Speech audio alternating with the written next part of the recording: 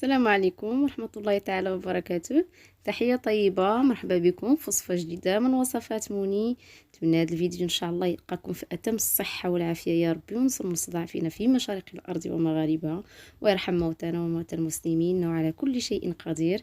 اذا اليوم ان شاء الله كيف ما كتشوفوا غنديروا واحد الكيك يومي خفيف ظريف تيجي شهوة منه، دغيا دغيا تيوجد شي حاجة اللي هي رائعة. غنديروا بواحد المكون سحري. بقاو معنا ومع الوصفه وطريقه التحضير وفرجه ممتعه. واللي باقي ما مشتركش يشترك وفعل الجرس باش يوصلوا كل جديد. كيف ما ممكن تبارطاجيو الفيديو مع الاصدقاء والاحباب باش تعم الفائده. وما تنساوناش كالعاده لايكاتكم وتعاليقكم الزوينه. وشكرا لكم. بقاو معنا وعلى الوصفه. اذا بسم الله وبعد الصلاه والسلام على رسول الله. كمكونات غنحتاجو واحد 2 البيضات بدرجه حراره المطبخ، كاس الكاس اللارو ديال السكر على حسب الذوق ديال السكر سنيده، المكون السحري اللي هو عندي هو اللبن، كاس لارو ديال الزيت، عصره ديال الحامض اللي هي حامضه تنعصروها وكنديروا القشور ديالها كنحكوهم. غنحتاجو 2 خمارات، واحد الساشي ديال الفاني، طريقه ديال الملحه، وجوج كيسان حتى ل2.5 ديال الدقيق. اذا على بركه الله. هنا في واحد الاناء كنهرسو هذاك البيض، كنضيفوا له الطريقه ديال الملحه كالعاده، وغناخذوا الطراب.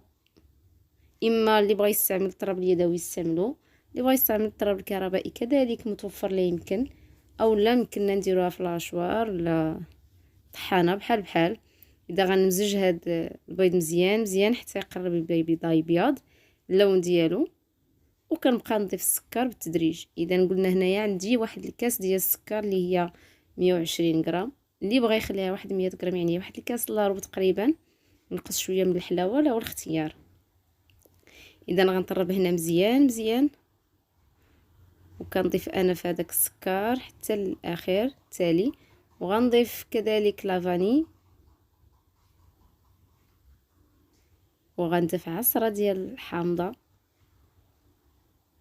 صدقوني تتجي هاد الكيك هشيشه رائعه دغيا تطير اللي داقها عندكم والله ما يحلف عليها بان راه فيها اللبن. هذاك اللبن كيعطيها واحد لا تيكستور روعه ومذاق رائع ما نهضروش عليها. جربوها وعاد حكموا. اذا هنا كنضيفو كالعاده قلنا بالتدريج، وغنستمر في اضافه المكونات الاخرى.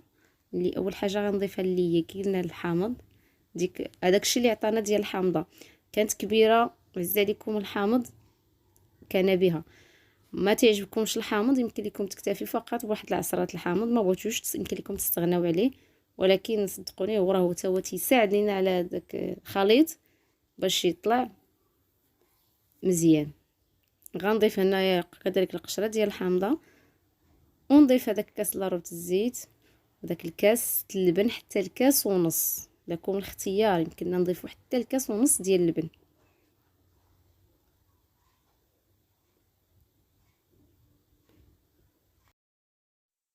اذا هنا من بعد ما ضفت جميع المكونات السائله غناخذ واحد البول او واحد الاناء غنكب فيه داك الخليط، وناخذ واحد لاسباتول وغنبقى نضيف هادوك 2 كيسان ديال الدقيق حتى ل2.5 على حسب الحجم ديال الكؤوس اللي استعملته، كذلك على حسب حجم ديال البيض.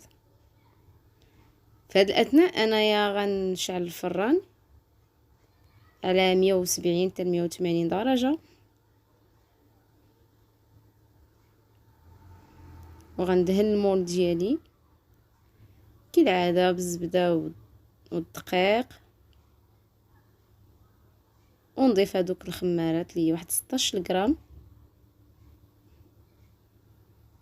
شو تبارك الله راه عرفتي كي تجي مع داك الحامض كيتفاعل وكيتفشفش مزيان مزيان، كتجي تبان لك ثقيله، هي راه ما ثقيلاش غير داك الخفه ديالها.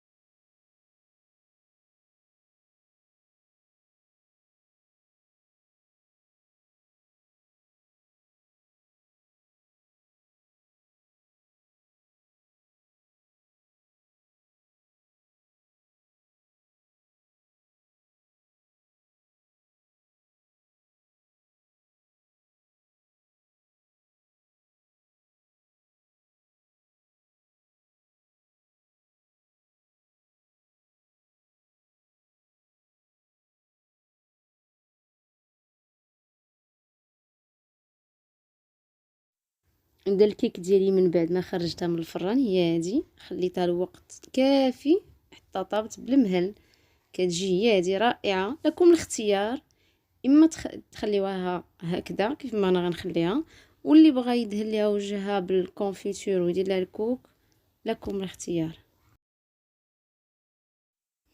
اذا الشكل النهائي ديال الكيك اليوميه ديالتنا هي هادي، راه صدقوني كتجي رائعه ودغيا دغيا كتوجد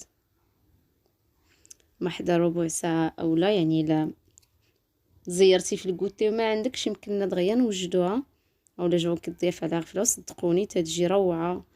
هذاك البنت يعطيها واحد الطراوه، يا سلام عليها، وبالصحه والراحه. ومع السلامه في وصفه اخرى من وصفات موني. وما تنسوناش بالضغط على زر الاشتراك وتفعيل الجرس باش يوصلكم كل جديد، وبارطاجيو. الله يعطيكم الستر، ومع السلامه في وصفه اخرى. تبقاو على خير، الى اللقاء.